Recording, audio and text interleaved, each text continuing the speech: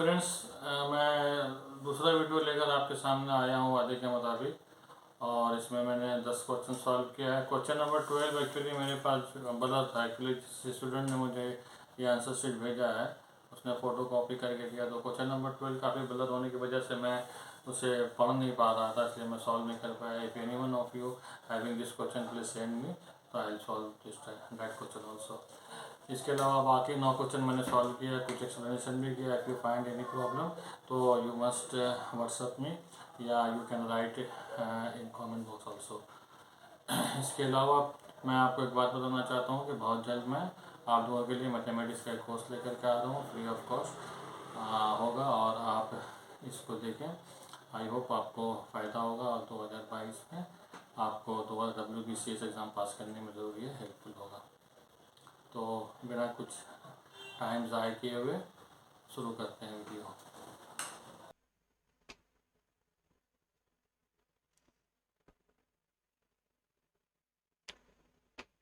Question number 11 देख लेते क्या है। अ सम ऑफ मनी लेंड बाय जादू and simple interest becomes double of itself in 8 years. ठीक है, 8 साल में ये डबल हो रहा है। Then the sum will triple itself. Triple का मतलब क्या हुआ कि अगर हमने मान लेते हैं कि 100 रुपया हमारे पास है और ये रुपया फर्स्ट 8 ईयर्स में, फर्स्ट 8 ईयर्स में इसका इंटरेस्ट हमको कितना मिलेगा? 100, तभी तो डबल होगा, ये है ना, डबल होगा। तो मतलब टोटल कितना हो जाएगा यहाँ पर हमारे पास?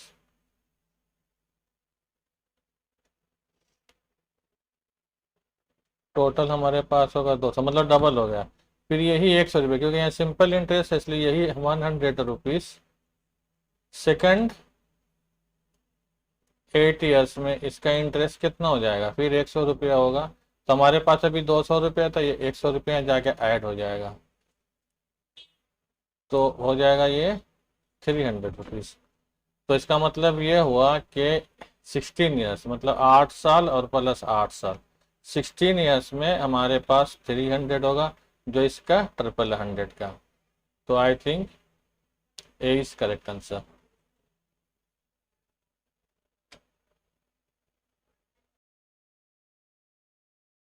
क्वेश्चन नंबर 13 देखते हैं। If the first and second of the 5 numbers in continued proportion are 2 and 8 respectively, then the fifth number is। ये continued proportion का है। मैं assume कर लेता हूँ कि A1 A B C D and E, ये 4 हमारे पास नंबर्स हैं, ठीक है ना। तो फर्स्ट एंड सेकंड 2 एंड 8, तो ये हो गया 2 और 8 हो गया, ठीक है। तो कंटिन्यूड का अगर मैं रेशियो निकालूंगा तो B बाई ए हो जाएगा 8 divided by 2 is equal to 4। मतलब 4 से मल्टीप्लाई होगा तो दिस विल बी 32, और 4 से हो जाएगा तो 4 दूना 8 और 4 तिया 12 128, और ये हो जाएगा 8 चौके 32, 4 दूना 3 11 512।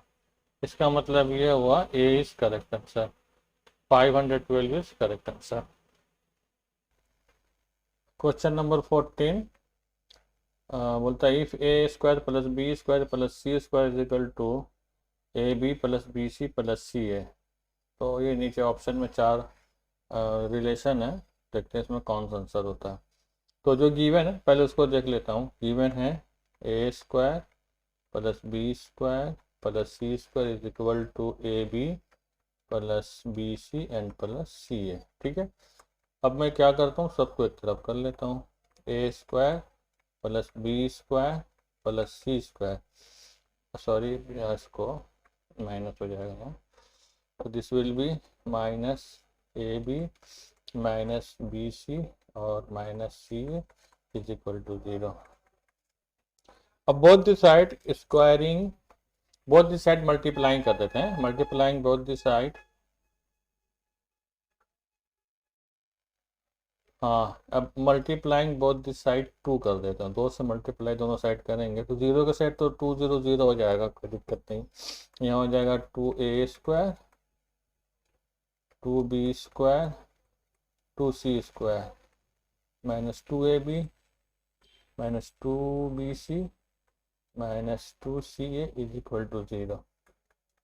ठीक है, अब मैं क्या करता हूँ, इसको अरेंज करता हूँ। जरा देखिए, a² plus b² minus 2ab, मतलब ये ले लिया है, और a² और b² दोनों में से एक ले लिया।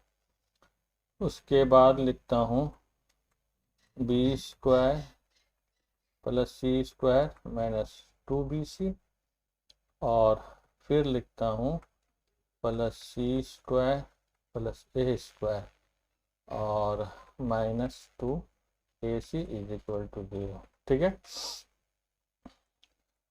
अब देखिए ये हमारा हो गया a minus B whole square है ना, a minus B whole square plus, इसको ले लेता हूँ, ये हो जाएगा b minus C whole square, और ये वाला लास्ट वाला हो जाएगा c minus C whole square is equal to 0। अब मैं इस इक्वेशन को अगर देखूं तो यहाँ पर जो स्क्वायर चढ़ा ये कभी नेगेटिव हो नहीं सकता। किसी भी चीज़ पर अगर मैं स्क्वायर चढ़ा दूंगा तो वो नेगेटिव भी रहे, किसी भी चीज़ पर अगर स्क्वायर चढ़ा दूंगा अगर वो नेगेटिव है तो भी वो पॉजिटिव ही हो जाएगा।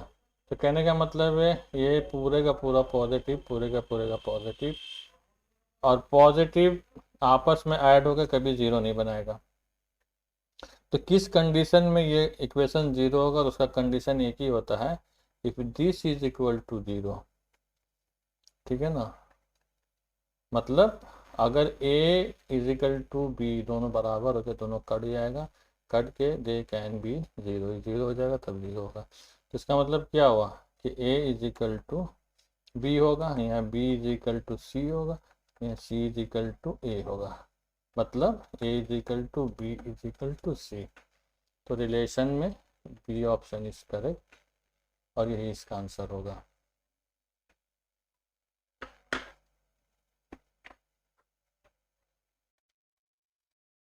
Question number 15, a bus travel from Kolkata to Digha. ठीक है, कोलकाता टू दीघा जाता है at the rate of 55 kilometre. ठीक है, speed 50 kilometre, return at the rate of 66 kilometre per hour, then the average rate of the whole journey. ठीक है, बहुत बहुत आसान क्वेश्चन है, इसको मैं ऐसे सॉल्व करता हूँ। मान लीजिए ये कोलकाता है, दिस इज आवर दीघा। ठीक है, और इसके बीच में समझिए ये डिस्टेंस है, और डिस्टेंस में मान लेता हूँ दिस इज एक्स है, एक्स डिस्टेंस है। ठीक है, कोलकाता से दीघा जा रहा है 55 किलोमीटर पर आवर। ठीक है, और टाइम लगा रहा है इसको ले जाने में कितना, t1। ठीक है, और दीघा से जब वापस आता है ये होता है 66 किलोमीटर पर आवर, और टाइम लगा रहा है t2। ठीक है, तो इसका फार्मूला होता है, स्पीड जो होता है, स्पीड इज इक्वल टू होता है डिस्टेंस बाय टाइम के। तो डिस्टेंस है और उसमें जो टाइम लग रहा है। ठीक है, तो स्पीड जाने का अगर मैं देखूं तो ये है 55, और डिस्टेंस हमने एस्यूम किया एक्स, तो एक्स रहेगा, और टाइम भी मान लिया t1 है तो t1 ही रहेगा।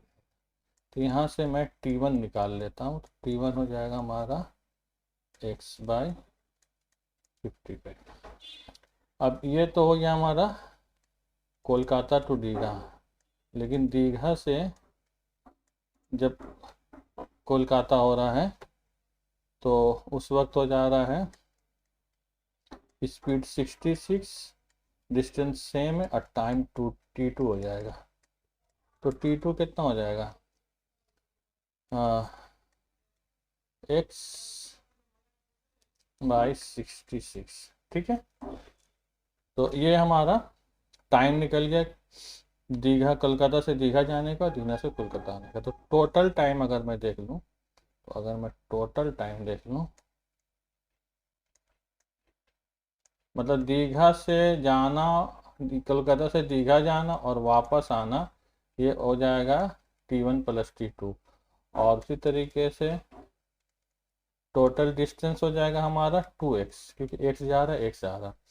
ठीक है, तो अब आ जाइए एवरेज, बोल रहा रेट, एवरेज रेट या एवरेज स्पीड बोल लीजिए यहाँ पर, जिसको वहाँ पर रेट लिखा है। ठीक है, तो स्पीड फिर वही, तो ये हो जाएगा टोटल डिस्टेंस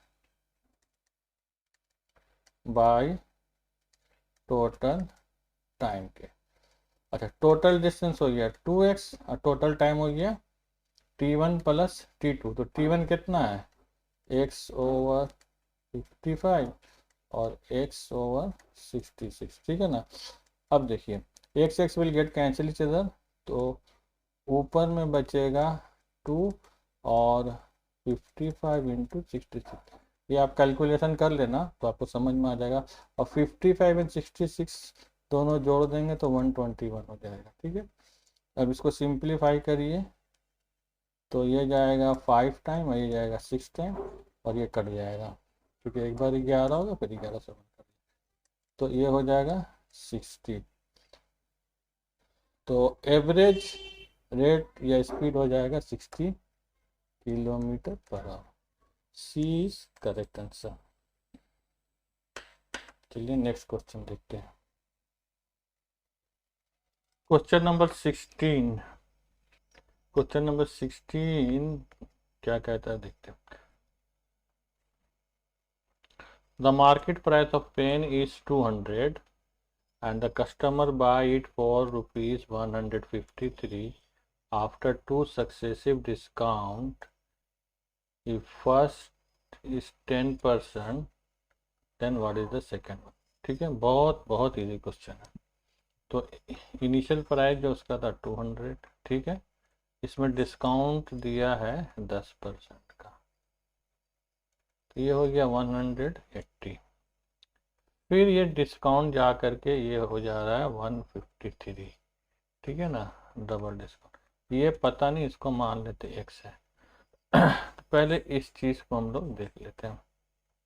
अगर x% हो तो डिस्काउंट कितना हो जाएगा, अगर x% हो तो ये हो जाएगा 180x ओवर 100। ठीक है, तो ये total discount they will get if they are getting x on 180। ठीक है ना। अच्छा, ये 180 और 153 को माइनस कर दे तो एक्चुअल डिस्काउंट में कितना पा रहा हो पता चल जाएगा। तो 153 को माइनस करेंगे 27, मतलब ये डिस्काउंट हमारा ये डिस्काउंट बराबर हो जाएगा।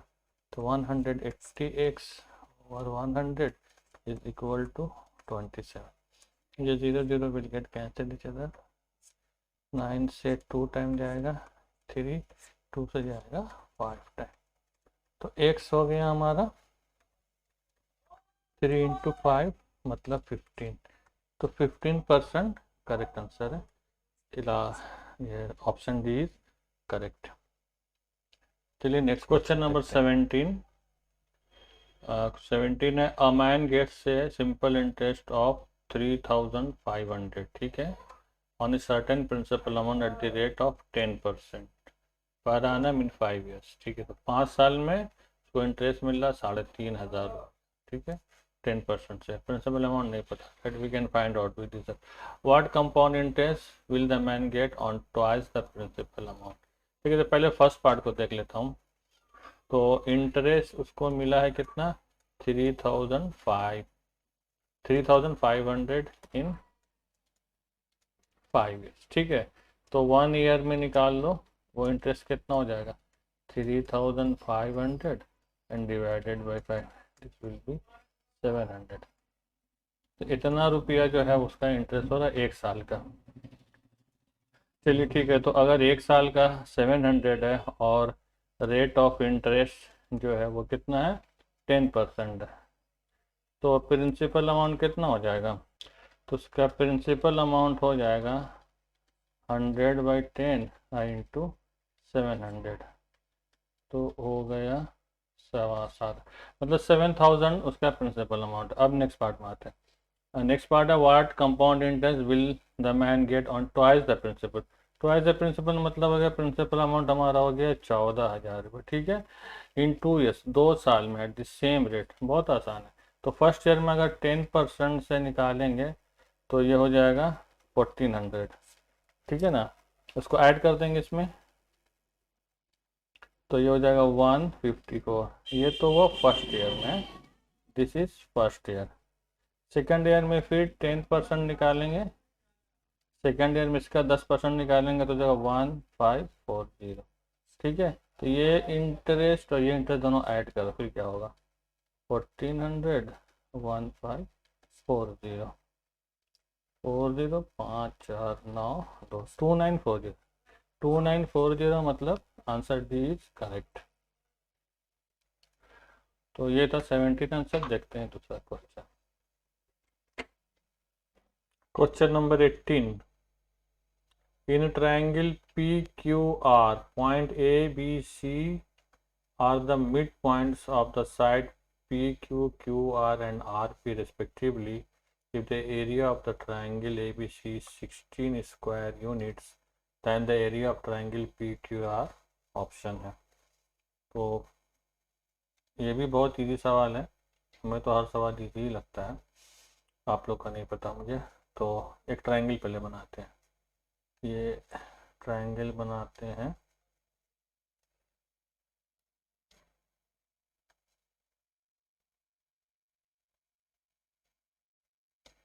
ठीक है, इस लाइन को थोड़ा सा बड़ा करके देखते तो ठीक है। एंगल का नाम दे देता हूँ क्या, पी क्यू आर है ना, this one is p q and r. उसके बाद a B c are the mid point of p, मतलब ए है मिड पॉइंट पी क्यू का, पी क्यू का एक मिड पॉइंट चलिए मान लेते ये है, और बी है mid point of Q R का, क्यू आर का मिड पॉइंट ये मान लेते हैं, और सी है मिड पॉइंट आर पी का, आर पी का ये मान लेते हैं, ठीक है। If the area but triangle A B C square centimeter, area but, अच्छा ए बी सी है ना, ये पॉइंट है A, this is B and this is C, ठीक है। तो अब मैं क्या करता हूँ, इनको मैं पॉइंट को मिला देता हूँ ताकि कहेंगे ये ट्रायंगल ए बी सी बन जाए। चलिए ट्रायंगल ए बी सी भी बन गया मेरे पास। अब देखिए पी क्यू को अगर मैं देखो, ए क्या मिड पॉइंट है, ए इज मिड पॉइंट, तो इसका मतलब हो गया ये वाला लाइन पी ए और ए क्यू क्या होगा, इक्वल होगा, मतलब पी ए बराबर होगा ए क्यू के, ठीक है।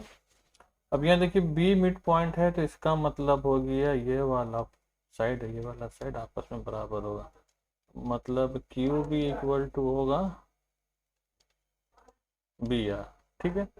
और सी मिड पॉइंट है, तो इसका मतलब ये वाला लाइन ये वाला लाइन बराबर होगा, मतलब p c will be equal to c r, ठीक है। अब मैं ए सी को देख लेता हूँ, लाइन ए सी को अगर मैं देखूँ इस लाइन को, तो चूँकि मिड पॉइंट है पी क्यू और पी आर का ए और सी मिड पॉइंट है, तो हम लोगों को पता है कि ये क्यू आर है, क्यू आर है ए सी का डबल होगा, या यूँ कहें ए सी जो क्यू आर का हाफ होगा, इसका मतलब ये वाला साइड बराबर हो जाएगा, मतलब A C will be equal to Q B, Q B मतलब ये is equal to A C हो जाएगा यहाँ से, इस तरीके से वी कैन राइट, ओके। और ये वाला पॉइंट जो ए बी है, ये ए बी और यहाँ पे पी आर को अगर मैं कॉन्सिडर करूँ तो सेम कंडीशन हो रहा है, तो ये वाला साइड जो है आपका पी सी के बराबर हो जाएगा, मतलब this side will be equal to A b. और अगर ये वाला पॉइंट देखें तो पी क्यू वाला जो है ये पॉइंट बराबर हो जाएगा इसके, मतलब सी बी बराबर हो जाएगा किसके, सी बी, ठीक है ना। तो यहाँ पर 4 ट्रायंगल बन रहा है, एक बन रहा है ये वाला पी ए सी, दूसरा बन रहा है ए क्यू बी, और तीसरा बन रहा है CBR, और फिर बन रहा है चौथा ABC। ये चौथा, ये चारों ट्रायंगल मिल करके एक ट्रायंगल बना रहा है, डेट इज AQR। ठीक है। अच्छा, क्वेश्चन में ये बता रहा है ABC 16 है, मतलब ये 16 है। अच्छा, सभी का साइड आपस में इक्वल है, मतलब S साइड से और ट्रायंगल सब कॉन्ग्रुएंट। ठीक है ना, मतलब अगर ये 16 होगा तो ये भी 16 होगा, ये भी 16, सभी 16 स्क्वायर यूनिट हो जाएगा। तो चार ट्रायंगल मिल करके बना रहा है PQR को, तो मतलब टोटल एरिया हो जाएगा 16 इंटू 4, 64 स्क्वायर यूनिट। ठीक है, तो यही इसका आंसर होगा, लेकिन 64 स्क्वायर यूनिट है नहीं, इसलिए हम बोलेंगे d is correct answer, none of the above answer होगा, दैट इज द डी। ठीक है, तो अब नेक्स्ट क्वेश्चन देखते हैं क्या है। क्वेश्चन नंबर 19 है। A man buys milk at ₹60 per litre, 60 रुपये 1 kg के हिसाब से खरीदता। एट्स वाटर, पानी उसमें मिला रहा भाई, and then sell it at ₹50, 1 litre 50 रुपये के हिसाब से, मैं 60 में खरीद रहा, 50 में बेच रहा। अच्छी बात है। What is the ratio of milk and water, तो उसने कितना मिल्क में कितना वाटर डाला, इसका रेशियो निकालना है। If is profit in deal is 20%, अच्छा 20% प्रॉफिट भी भाई साहब कर रहे हैं, चलो अच्छी बात है। तो इन्वेस्टमेंट कितना किया उसने, 60 रुपये इन्वेस्टमेंट किया है ना, ₹60 इन्वेस्ट किया है और 20% प्रॉफिट कर रहा, मतलब 20% क्या कर रहा, प्रॉफिट। तो कितना हो जाएगा ये, 120 ओवर 160, कितना पैसा मिलेगा उसको बेच करके, तो ही विल गेट, हाँ मतलब 72 रुपया उसको मिलेगा 1 लीटर में। 1 लीटर खालिश दूध की बात कर रहा हूँ, पानी वाला नहीं, खालिश दूध का। तो 60 रुपया इन्वेस्टमेंट किया और 72 रुपया उसको मिला। ठीक है, लेकिन वो तो 50 रुपये के हिसाब से बेच रहा, अब कितना दूध बेचा है दैट वी डोंट नो। तो हम लोग उसको कैसे निकालेंगे, 72 को 50 से डिवाइड करेंगे, तो दिस विल बी 144 ओवर 100, ये हो गया 1.44, मतलब इतना लीटर उसने दूध बेचा। अब खरीदा तो उसने 1 ही लीटर है ना, तो 1 लीटर हो गया हमारा दूध, अब 0.44 हो गया वाटर, मतलब मिल्क इज टू, अगर वाटर देखें तो मिल्क हो जाएगा 1 और वाटर हो जाएगा 0.44। इसको हम लोग ऐसे भी लिख सकते हैं 100:44, और इसको काट देंगे तो 25 11 है ना, 11, तो ये हो जाएगा 25:11, तो ये बी है सही आंसर। तो उसका रेशियो जो हो गया 25:11, तो ये इसका आंसर है। चलिए नेक्स्ट क्वेश्चन देख लेते हैं क्या है।